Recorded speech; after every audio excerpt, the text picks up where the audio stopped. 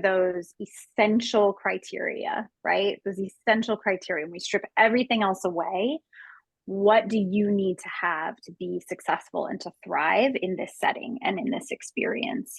And where are the compromise points? I think that's another really Yes. important piece to Yes. bring forward, because there will inevitably be compromise, Yes. right? And I think what we see when students really get down to making decisions, I think early in the process, I hear a lot of like what I'll call aesthetics, right? Hmm. It's a lot Yeah. of like, I want a beautiful campus, right? I want really nice dorms or really good food, like the sort of um, the pieces that maybe when you're in ninth or 10th or even early 11th grade are sort of easier to grasp onto. And I think as you go through the process, the hope is that you're getting clear about who you are so that you can really seek out those things that you know are going to be the anchor points for your thriving. And it's probably things that are going to rise above, like the quality of the dorms or the beauty of the campus, right? It's probably going to come down more to the relationships and the experiences. Um, Yeah. yeah. Yeah. But I see students beat themselves up a little bit on this feels like a superficial reason why I want to go to college, but this is important Mm-hmm, to me. Like mm-hmm, it's got to be a certain weather or it's mm-hmm, not like weather, mm-hmm. right? This feels superficial. And to some students, they're not going to thrive in a It's rainy environment, Yeah. absolutely. especially Yep. our Colorado students, right? Like you're not going to thrive if there's no sun, Mm-hmm, like that's a real thing for mm-hmm. certain students. Food could be a real thing. Let's say it's a student who has food allergies and they have to be really Yes. particular or Yes. I mean, whatever I it is. watched a kid this year. It wasn't a student I worked with. It was just somebody I know in my community.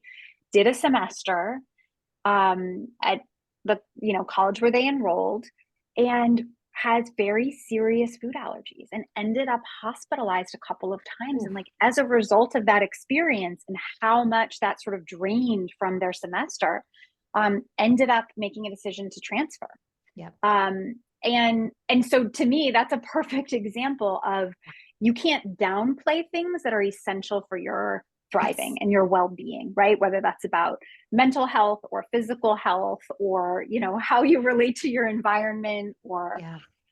those experiences, right? We talk about, hey, you might say intramurals or club athletics are, well, that's not really that essential. But if you're a person who throughout high school has related and built relationships through athletics, and you don't necessarily know what your other entry points might be, right? You like to be part of a team, and that's how you build community and that's how you bond.